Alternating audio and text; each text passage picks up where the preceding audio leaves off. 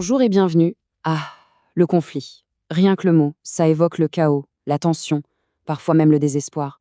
Mais et s'il existait un moyen de s'orienter dans ce brouillard? Un outil concret pour transformer une dispute paralysante en une décision constructive. C'est exactement ce qu'on va voir ensemble aujourd'hui. On a tous déjà ressenti ça, n'est-ce pas? Ce sentiment d'être dans une impasse totale. Un désaccord qui s'éternise, où plus personne ne s'écoute et où, franchement, on ne voit absolument pas comment on pourrait s'en sortir. On est bloqué. Et voilà, le cercle vicieux classique. Les reproches fusent, les émotions prennent toute la place, et très vite, le problème n'est plus le problème, c'est l'autre qui devient le problème. Et là, c'est l'impasse assurée. Alors, la grande question, c'est comment on sort de cette paralysie? Eh bien, la clé, c'est de réussir à faire un pas de côté. De passer de la réaction à chaud, purement émotionnelle, à une approche beaucoup plus méthodique. C'est là que l'analyse structurée va tout changer. Et voilà le principe fondamental. Pour dénouer un conflit, il faut s'appuyer sur une méthode, pas juste sur les émotions du moment. Attention, ça ne veut pas dire qu'il faut nier ce qu'on ressent, pas du tout. Ça veut dire qu'on a besoin d'une fondation solide, objective, pour pouvoir construire une solution qui tienne la route. Et cette méthode, cet outil, c'est ce qu'on appelle la carte du conflit. Il faut vraiment l'imaginer comme une sorte de GPS pour naviguer dans les eaux très agitées d'un désaccord. Son but, mettre de l'ordre là où avant il n'y avait que du chaos. Bon, alors, c'est quoi exactement? En fait, c'est une manière de mettre à plat, de visualiser tous les éléments qui composent la dispute. Mais son vrai super pouvoir, c'est qu'elle nous force à faire une distinction cruciale, séparer ce qui est un fait, observable par tout le monde, de ce qui relève de la perception, de l'interprétation personnelle. Et croyez-moi, cette séparation, elle change tout. On commence donc par le commencement, la toute première étape, la fondation de notre carte, c'est de s'ancrer solidement dans les faits. Il s'agit de créer un socle commun, un point de départ sur lequel toutes les parties peuvent tomber d'accord.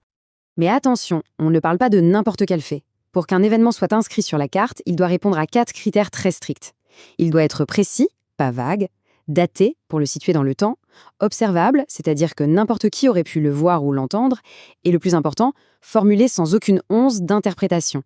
C'est cette rigueur qui garantit une base de discussion vraiment neutre. Ok, une fois qu'on a posé cette base factuelle bien solide, on peut commencer à creuser.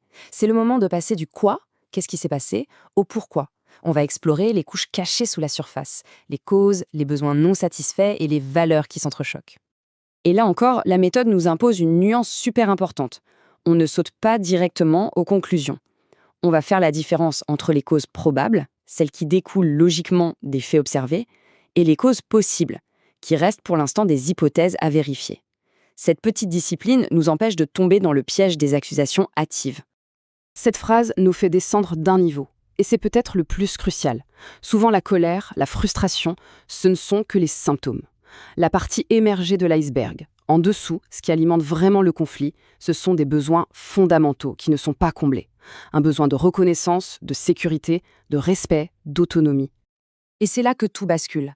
Dès qu'on arrête de parler des reproches pour commencer à parler des besoins, la dynamique change du tout au tout.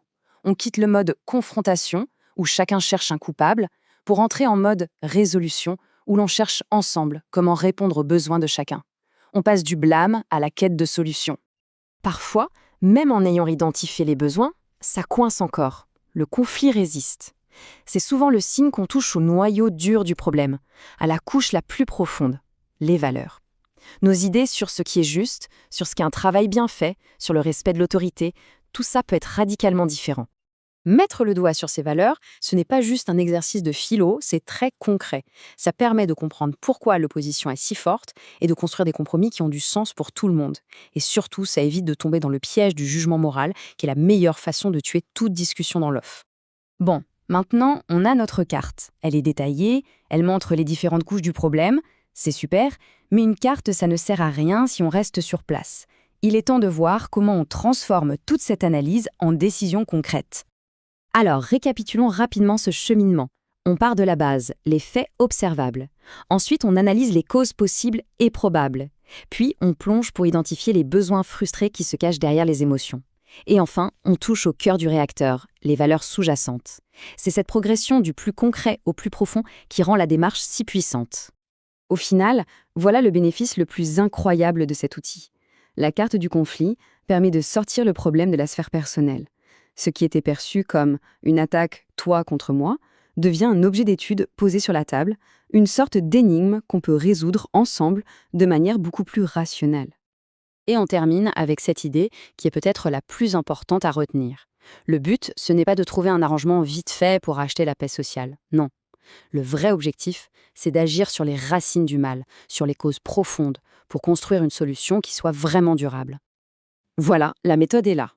La question qu'il reste à se poser est donc simple. Dans un contexte pro, sur un projet ou même ailleurs, quel est ce conflit qui semble aujourd'hui complètement bloqué et qui pourrait être radicalement éclairci, voire résolu, si on prenait le temps de dessiner sa carte? La réponse pourrait bien être surprenante.